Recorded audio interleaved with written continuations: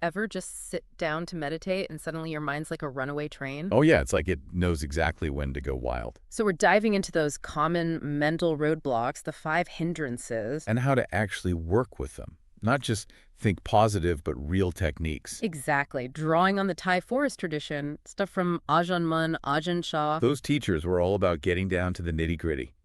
Direct experience. And they used the 3 marks of existence as tools. We'll get into those, but first, what are the 5 hindrances? So we've got sensual desire, The wanting, the craving. ill will, anger, aversion. Yeah, all the fun stuff. Then sloth and torpor, that heavy, sleepy feeling. Restlessness and remorse. The mental chatterbox and its regrets. And finally, doubt, the big question mark hanging over everything. And in practices like Vipassana especially, these hindrances can really cloud things up. Okay, so let's break this down. Starting with sensual desire. What exactly is it? Basically, it's that pull towards anything that feels good. Pleasant sights, sounds, tastes, you name it. Our attention just gets snagged. Got it. So how does impermanence, the first of the 3 marks, help us with this idea that everything's always changing? Well, it's about noticing how those desires, those good feelings, they pop up and then they fade away. Like Ajahn Chah's analogy of ice melting into water. They don't last. Exactly. And by observing that fleeting nature, they start to lose their grip on us. We see them for what they are. Temporary visitors, not permanent residents. Makes sense. So it's not about suppressing the desire, but more like seeing it through. Yeah, recognizing it as a passing thought, not who you actually are. That weakens its hold. Okay, so how does suffering, the second mark, the idea that there's inherent unsatisfactoriness in things, fit into this? So we often chase these fleeting pleasures, right? But they never truly satisfy. And the craving itself, that's uncomfortable. It's like we're always wanting more. Yeah. Ajahn Brahm had this great analogy. He said, chasing sensory pleasure is like taking out a loan with huge suffering as the repayment. Because the pleasure is short-lived, but the wanting can go on and on. Right. And seeing this clearly can help us step back from the whole cycle. And what about the third mark, non-self? How does that apply to sensual desire? So if we see that the desire isn't inherently us, that it's just a mental phenomenon. We can create some distance. Exactly. It's not about becoming emotionless, but having more freedom to observe without getting so swept up. Okay, that makes sense. So let's move on to the next hindrance. Ill will. Anger, frustration, all that negativity. Yeah, the stuff that can really eat away at you. So how does impermanence apply here? Same principle. That anger, it's not a solid block. It comes, it hangs around, and then it goes, like a storm. You just have to wait it out. Ajahn Mun emphasized that. Observe the beginning, the middle, the end. Don't feed the fire. By reacting, we're just making it stronger. Right. And recognizing its temporary nature helps take away its power. Makes sense. And the suffering that comes with ill will, that's pretty obvious, I think. Yeah, holding on to anger, resentment, it creates so much suffering. For ourselves, for others, it's like a poison. So what's the antidote?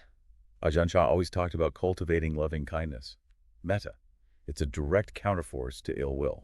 So recognizing the suffering that anger causes, both for ourselves and others, that can motivate us to let go and cultivate something healthier. Exactly. And again, that feeling of anger, it's not who you are fundamentally, it's a temporary state.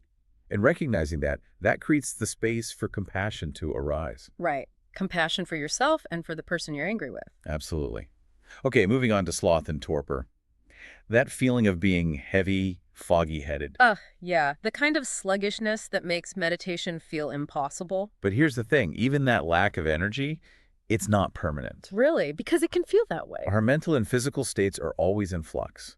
Recognizing that can help us avoid getting discouraged. So don't give up on the meditation just because you're feeling sleepy. Exactly. But we do need to acknowledge that this heaviness, this torpor, it does hinder our progress. It blocks clarity and joy. So how do we work with it besides just toughing it out? Ajahn Amaro suggested exploring the feeling of emptiness as a way to address the apathy that often underlies sloth and torpor. Interesting. So it's not just about pushing through the sleepiness, but understanding what's underneath it. Right, and again, that feeling of laziness, it's not who you are at your core. So we don't have to identify with it. Ajahn Thiruthammo also had some practical suggestions, like changing your posture, getting up and moving around. Even just thinking about light can help boost energy. Okay, those are good tips. So what about restlessness and remorse? That busy mind, constantly replaying the past. Yeah, the mental chatterbox, Yeah. always active. Feels like it never takes a break.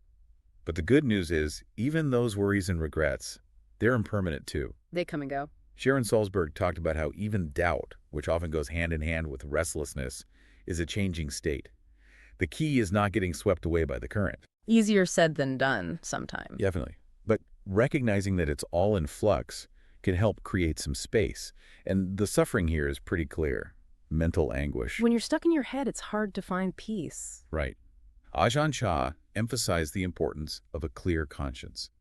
Not in a moralistic way, but just knowing that you're doing your best. So that can reduce the remorse part of the equation. Exactly.